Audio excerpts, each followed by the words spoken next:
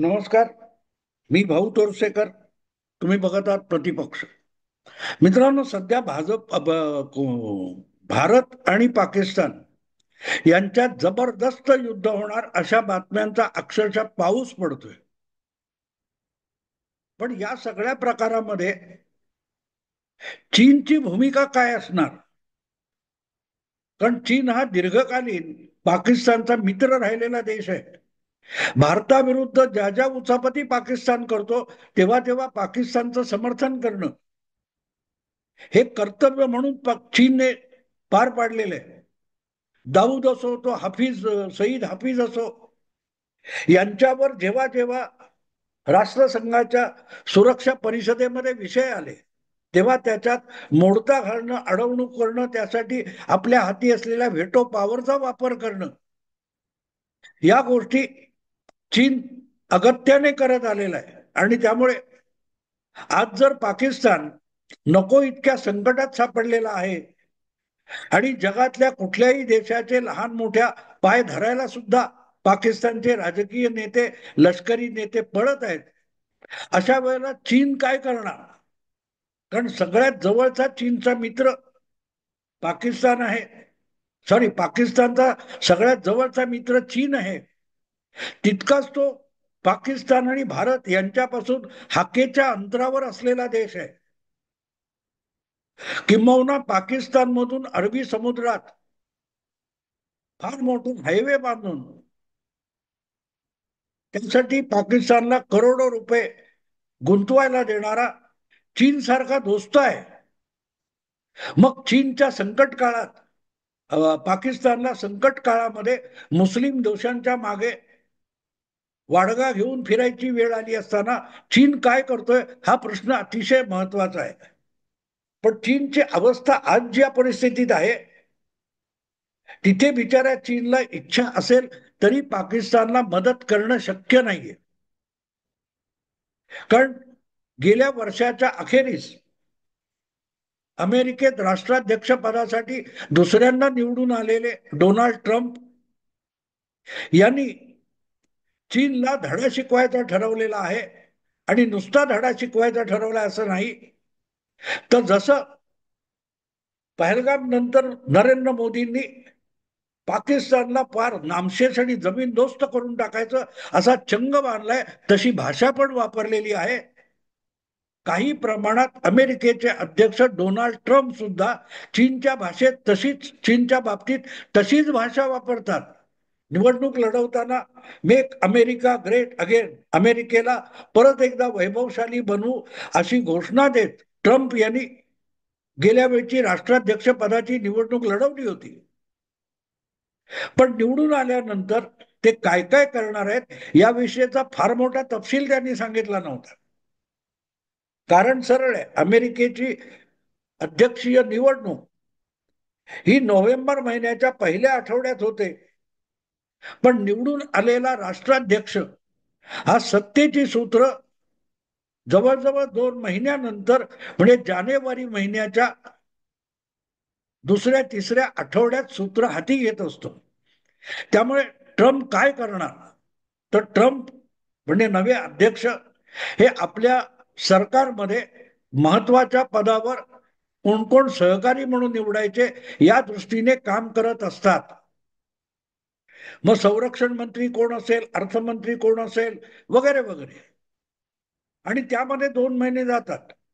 पण त्या दरम्यान राष्ट्राध्यक्ष नवे जी माणसं गोळा करत असतात, ज्यांच्या मुलाखती घेत असतात आणि ज्यांना भविष्यात आपल्या सगळ्या योजनेमध्ये सामावून घेणार असतात, त्यांच्याशी जी सल्ला मसलत चाललेली असते आणि त्याच्या ज्या बातम्या बाहेर येतात त्यावरून आपल्याला थोडा थोडा अंदाज यायला लागतो की नवा राष्ट्राध्यक्ष सगळ्या जगाकडे कसा बघतो. कारण अमेरिकेच्या अध्यक्षाची जगाच्या बाबतीत असलेली भूमिका आणि नजर याचा जागतिक घडामोडींवर परिणाम होत असतो. पण याचा सुगावा सुद्धा डोनाल्ड ट्रम्प यांनी सत्ता हाती येईपर्यंत कोणालाही लागू दिला नव्हता. ज्या पद्धतीमध्ये त्यांनी 2-1.5 महिन्यापूर्वी कधीतरी हे टॅरिफ वॉर सुरू केलं तोपर्यंत कोणाच्याही स्वप्नात नव्हतं की जगाची दुसरी महाशक्ती किंवा मोठी अर्थव्यवस्था असलेल्या चीनला पुरता जमीनदोस्त करून टाकण्याचा निर्धार करूनच ट्रम्प सत्तेत आरूढ झालेले आहेत हे कोणालाही वाटलं नव्हतं. हा, ट्रम्प यांच्या काही भूमिका सगळ्या जगाला माहिती आहेत, पण तरी ज्याला महाशक्ती म्हटलं जातं, 2 नंबरची अर्थव्यवस्था म्हटलं जातं, त्या चीनला पुरता बेजार करून टाकायचा, दे माय धरणी ठाय करून सोडायचा, असं काही ट्रम्प करतील किंवा विचार सुद्धा करतील असं कोणालाही वाटलं नव्हतं. पण सत्ता सूत्र हाती आल्यानंतर हळूहळू करत ट्रम्प यांनी त्या दिशेने वाटचाल सुरू केली आणि अवघ्या 2 महिन्यामध्ये आपण जी चीनची अवस्था बघतोय ती बघितल्यानंतर जगातल्या 70-80 देशांना विकासासाठी कर्ज देणारा आणि त्यांच्यामध्ये वेगवेगळे महान भव्य दिव्य विकास प्रकल्प उभे करून देणारा चीन आज इतक्या डबघाईला आलाय याच्यावर विश्वास ठेवता येत नाही. ट्रम्प यांनी कसं केलं आणि त्याचा सगळा भारतावर किंवा चीनवर पाकिस्तानवर काय परिणाम होणार याचा पण विचार आजच्या परिस्थितीत करणं भाग आहे. मग कळेल की पाकिस्तान इतका धाय मोकलून रडण्याच्या परिस्थितीत का गेलेला आहे. आजपर्यंत पाकिस्तानचं परराष्ट्र धोरण म्हणजे समर्था घरीचे श्वान होतं. आपल्या मराठीमध्ये एक म्हण आहे, समर्थ म्हणजे शक्तिशाली बाहुबली, समर्था घरीचे श्वान म्हणजे अत्यंत बलशाली बाहुबली असलेल्या मालकाचं कुत्र, श्वान म्हणजे कुत्र, तर ते येणाऱ्या जाणाऱ्या कोणावरही भुंकू शकतं, कोणालाही चावू शकतं, पण त्याच्या विरुद्ध हात उगारण्याची सुद्धा हिंमत, धोंडा मारण्याची हिंमत कोणाला होत नाही. त्याला समर्था घरीचे श्वान म्हणतात.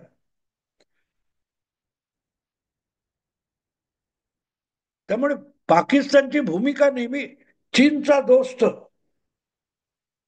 अक्षरशः गळ्यात पट्ट्या बांधल्यासारखा आपल्या आंतरराष्ट्रीय राजकारणात चीनचा पाकिस्तानचा वापर पूर्वी अमेरिकेने केला, अलीकडच्या काळात चीनने केलेला आहे, अनेक देशांनी केलेला आहे. आणि त्यामुळे पाकिस्तान विरुद्ध कुठच्याही हालचाली करायच्या तर भारताला चीनचा विचार करावा लागतो की ह्या बाबतीत पाकिस्तान विरुद्ध आपण तलवार उपसली तर चीन काय करील याचाही विचार करायला लागतो. गेल्या 10 वर्षामध्ये अनेक शहाणे जे म्हणत होते की मोदी सत्तेत आले तर पाकिस्तानला धडा का शिकवत नाही, त्याचं कारण हे असतं मित्र, कारण त्यात चीनने हस्तक्षेप केला तर फार मोठं युद्ध होईल आणि एका वेळेला 2-2, 3-3 आघाड्यावर भारताला लढणं अशक्य होईल. त्यामुळे चीन पासून पाकिस्तानला तोडणं आणि मगच पाकिस्तानला धडा शिकवणं हे शक्य होतं. आणि आज जितक्या आवाज चढवून भारत बोलतोय किंवा भारतीय बोलतायत त्याचं तेच कारण आहे की हे समर्थागरीचं श्वान आहे, त्यातला जो समर्थ आहे तो सध्या असमर्थ आहे. त्यामुळे पाकिस्तानची अवस्था ही असमर्था घरीचे श्वान अशी झालेली आहे. एखाद्या भिकाऱ्याने सुद्धा कुत्रा पाळावा तशी पाकिस्तानची अवस्था आहे. कारण आज चीन अक्षरशः आर्थिक पातळीवर देशोधडीला लागलाय. ट्रम्प यांनी जे टॅरिफ वॉर सुरू केलेला आहे, चीनमधून जो माल अमेरिकेला जातो त्याच्या अतिशय कमी प्रमाणात अमेरिकेचा माल चीन खरेदी करत असतो.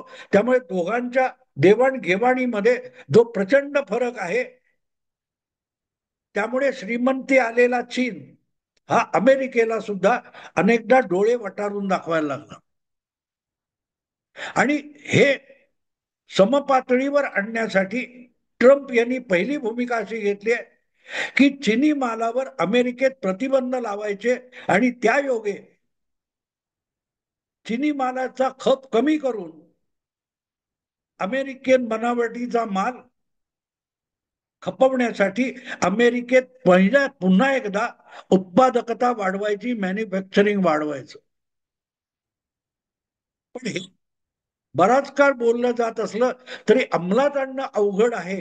हे जे अर्थशास्त्रीय विद्वत्तापूर्ण विधान असतं त्याच्या आहारी गेलेला चीन किंवा चीनचे शहाणे त्याकडे कानाडोळा करत होते. पण तो आघात अचानक ट्रम्प यांनी केला आणि चीनची अवस्था अक्षरशः दयनीय झालेली आहे. 3 ते 4 कोटी अनेक कारखान्यांमध्ये काम करणारे 3 ते 4 कोटी कामगार कष्टकरी नोकरी गमावून बसलेत गेल्या 2 महिन्यामध्ये आणि रस्त्यावर बेकारांचे तांडेच्या तांडे फिरत आहेत. आणि त्यांच्या तोंडाला घास कसा घालायचा, त्यांना नोकऱ्या आणि रोजगार कुठून द्यायचा. ज्या ज्या कारखान्यांमध्ये अमेरिकेने ऑर्डर्स रद्द केल्यात तो माल कुठल्या देशात विकायचा आणि गुंतलेला पैसा बाहेर काढायचा या विवंचनेमध्ये आत्ता चीन आहे. आणि अशा परिस्थितीत पाकिस्तानच्या उचापत खोरीला पाठीशी घालण्यासाठी चीन आपली प्रतिष्ठा पणाला लावेल का याचा विचार करावा लागतो. हे तुमचं झेंगट आहे, तुम्ही सांभाळा असं म्हणून चीन आधीच हात झटकून मोकळा झालाय. युद्ध नको ही पोपटपंची करायची, ते जगातले सगळे देश करतात. पण भारताने पाकिस्तानवर हल्ला केला तर भारताचा डोळे वटारून दाखवणं किंवा रोखायचा प्रयत्न करणं हे चीनच्या आवाक्यातली गोष्ट राहिलेली नाही. कारण जसं पाकिस्तानला भिकारी अवस्था असल्यामुळे युद्ध परवडणार नाहीये, तसंच अर्धपोटी झाल्यासारख्या चीनला पाकिस्तानसाठी आपल्या खिशाला पदरमोड करणं परवडणारं नाहीये. उलट हे युद्ध झालं तर पाकिस्तानमध्ये जी जवळजवळ 70 अब्ज डॉलरची गुंतवणूक पाकिस्तानने चीनने केलेली आहे पाकिस्तानमध्ये, ती सुद्धा मातीमोल होण्याची भीती चीनला आहे. म्हणजे भारत पाक चीन युद्ध झालं हरकत नाही, पाकिस्तानला बेचिराग करणार करून टाका, त्याची झीज चीनला सोसायला लागता कामा नये एवढीच चीनची भूमिका आज असू शकते. कारण आधीच जे काय अर्थकारण चीनचं झालेलं आहे ते इतकं दिवाळखोरीत गेलेलं आहे की सामान्य मध्यमवर्गीय चीनी माणसाला आपणच आपल्या बँकेच्या खात्यात ठेवलेले पैसे काढणं अशक्य झालेलं आहे. अनेक मोठ्या शहरांमध्ये आपल्याच खात्यातले बँकेतले 1,000 युआन काढणं नागरिकांना शक्य होत नाही, कारण सरकारने प्रतिबंध लावलेला आहे. अनेक ठिकाणी घर खरेदी करून जी गुंतवणूक केली ती अनेक नागरिकांची गुंतवणूक मातीमोल झालेली आहे. 50 लाखाहून अधिक फ्लॅट्स किंवा सदनिका ह्या विकल्या न गेलेल्या पडून आहेत आणि त्यापेक्षाही आणखीन काही लाख इमारती खरेदीदार नाही म्हणून अर्धवट बांधलेल्या पडून आहेत. चीनमध्ये अनेक शहरांना घोस्ट टाउन, भूताटकीची शहरं म्हणतात. आणि अशा अवस्थेमध्ये भारत पाकिस्तान युद्धामध्ये हस्तक्षेप करण्याची क्षमता सुद्धा चीनकडे उरलेली नाही. उलट भारत पाकिस्तान युद्ध झालं तर त्यात आपलं कमीत कमी नुकसान व्हावं किंवा नुकसान होऊ नये यासाठी काय करता येईल याच दृष्टीने चीन भारत पाकिस्तानकडे युद्धाकडे बघू शकतो. आणि एकदा ही सगळी पार्श्वभूमी लक्षात घेतली मग आपल्याला विचार करणं आवश्यक आहे. अशी कुठली गोष्ट असेल की आता 2 आठवड्याचा काळ झाल्यानंतर सुद्धा पाकिस्तानच्या समर्थनासाठी समोर येऊन भारताला दटावण्याचा प्रयत्न सुद्धा चीनने का केलेला नाही. भारताचे पंतप्रधान नरेंद्र मोदी यांनी चीनला अशी कुठची गोळी खुलवलेली आहे की ज्यामुळे चीनची बोलती बंद झाली आहे, दातखिळ बसली आहे. आणि पाकिस्तान आपला अत्यंत जवळचा मित्र अक्षरशः तळमळत पडला असताना, बचाव बचाव म्हणून टाहो फोडत असताना चीन चकार शब्द बोलायला का तयार नाही, याचं उत्तर आपल्याला मिळतं. किंबहुना चीनने जी लढाऊ जेट विमानं पाकिस्तानला दिलेली आहेत, त्याचा भारताविरुद्ध वापर करू नका, अशी ही ताकीद चीनने पाकिस्तानला दिल्याची बातमी आहे. पण दुसरीकडे त्यापैकीच एक काहीतरी J117 असं काहीतरी विमान जातीचं आहे, ते कुठेतरी उडवताना कोसळलं आणि त्यामुळे चीन खवळलेला आहे. ह्याचं कारण असं, ही चिनी बनावटीची विमानं दोषपूर्ण आहेत असा अनेक जाणकारांचा दावा आहे. पण गरीब देशांना, छोट्या छोट्या देशांना आपलं हवाई दल उभारण्यासाठी ही दुय्यम दर्जाची चिनी लढाऊ विमानं विकण्याचा जो डाव चीनने आखलेला होता, तो फसण्याची भीती आहे. कारण पाकिस्तानमध्ये युद्धाचा अभ्यास करतानाच चिनी बनावटीचं विमान कोसळलेलं असेल, तर मग ती विमानं आपण घ्यायची कशाला, म्हणून बाकीचे देश चीननी किती आग्रह केला तरी ती विमानं घेणार नाहीत. त्यामुळे चीनचं मार्केटिंग पाकिस्तानच्या या आगाऊपणाने जमीनदोस्त झालं. त्याचा चीनला राग आहे. आणि आजच्या एकूण परिस्थितीत चीन हा स्वतंत्र विषय आहे, पण चीनची जी परिस्थिती आहे ती बघितली तर एक गोष्ट आपल्याला स्पष्टपणे जाणवतं की घरचं घरचं झालं थोडं आणि व्यायानी पाठवलं घोडं म्हणतात, तसं हे पाकिस्तान पहलगाम वगैरे झालेलं आहे आणि त्यात चीनला अजिबात पडायचं नाहीये. उलट पाकिस्तानला वाटेल तसं मारा, पण चीनचं कुठचंही आर्थिक नुकसान होता कामा नये. यासाठी मोदी काय ऑफर देत असतील तर चीन त्याचा गंभीरपणे विचार करू शकतो. आणि मला असं वाटतं की एव्हाना चीनची पाकिस्तानला पाठिंबा न देण्याविषयी, मदत न देण्याविषयी मोदी सरकारने सौदेबाजी नक्की केलेली असणार. अन्यथा चीनने पाकिस्तानच्या बाबतीत किंवा भारत पाक युद्धाच्या बाबतीत इतकं मौन धारण केलं नसतं. आणि एकदा या निष्कर्षापर्यंत आपण आलो की मग मोदी चीनला काय ऑफर करू शकतात. मोदी सरकार आणि चीन सरकार यांच्यामध्ये या भानगडीत न पडण्यासाठी काय सौदेबाजी होऊ शकते, याचा सुगावा आपल्याला लागू शकतो. लक्षात ठेवा, पाकिस्तानमध्ये 80 अब्ज डॉलरची गुंतवणूक चीनने केली आपण म्हणतो, तेव्हा ती सगळी गुंतवणूक चीन आणि पाकिस्तान यांची भागीदारीतली आहे. आणि युद्ध झालं तर सगळ्यात पहिल्यांदा पाकिस्तानचं जे नुकसान होऊ शकतं ते त्यात सीपेक कॉरिडॉर ज्याला म्हणतात, चायना पाकिस्तान इकॉनॉमिक कॉरिडॉर, त्यामध्ये चीनचे करोडो ने अब्जावधी डॉलर्स गुंतलेले आहेत. आणि युद्धामध्ये कुठे विकास प्रकल्प आहे तो टाळून बॉम्बफेक वगैरे होत नाही, युद्ध होत नाही. शत्रूच्या सगळा प्रदेश ही युद्धभूमी असते. चीन भारतातले पण प्रकल्प बघून काल परवाच पाकिस्तानच्या कोणीतरी धमकी दिली ना की सिंधू नदीचं पाणी अडवलं तर सिंधू नदीच्या भारताच्या परिसरामध्ये आम्ही बॉम्बफेक करून ती धरणं उडवून टाकू. याचा अर्थ सरळ आहे, भारत पण पाकिस्तान मधल्या वेगवेगळ्या विविध विकास प्रकल्पावर हल्ले करू शकतो. आणि त्यातले बहुतांश विकास प्रकल्प हे चीनच्या पैशावर उभारलेले आहेत. त्यामुळे ते उद्ध्वस्त होणं हे चीनचं नुकसान आहे. आणि आजच्या विस्कटलेल्या चीनी अर्थव्यवस्थेला ती गुंतवणूक जमीनदोस्त होणं, मातीमोल होणं परवडणारं नाहीये.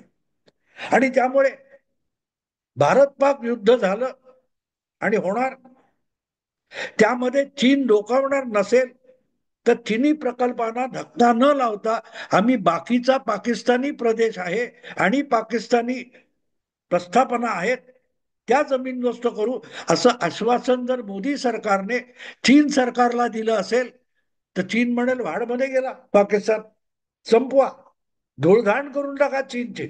फक्त सीपेक कॉरिडॉर जो आहे ग्वादार बंदरापासून झिंग्जॅग पर्यंत जाणारा, त्यातला जो जो प्रदेश पाकिस्तानच्या भूमीतून जातो, ती आमची गुंतवणूक आहे, आमची मालमत्ता आहे, चीनची मालमत्ता आहे. भारत जर त्याला धक्का लागू देणार नसेल तर मग चीन सरकार पाकिस्तानला फक्त तोंडी आश्वासन देईल, पण व्यवहारात कुठलीही मदत करणार नाही. पाकिस्तानच्या वतीने चीन युद्धामध्ये किंवा त्या सगळ्या भानगडीत उतरणार सुद्धा नाही. हा, बदल्यात भारताने सीपेकला आणि चिनी गुंतवणुकीला अभय द्यावं. कदाचित त्यामुळे चीन या विषयामध्ये जवळपास मौन धारण करून आहे. कारण चीन समर्थ असला तरी आज असमर्थ आहे, आणि म्हणूनच समर्थाच्या घरचं श्वान असलेला पाकिस्तान रडकुंडीला आलेला आहे. मित्रांनो, आता इथेच थांबतो. आवडलं लाईक करा, शेअर करा आणि प्रतिपक्षाला सबस्क्राईब करा. नमस्कार.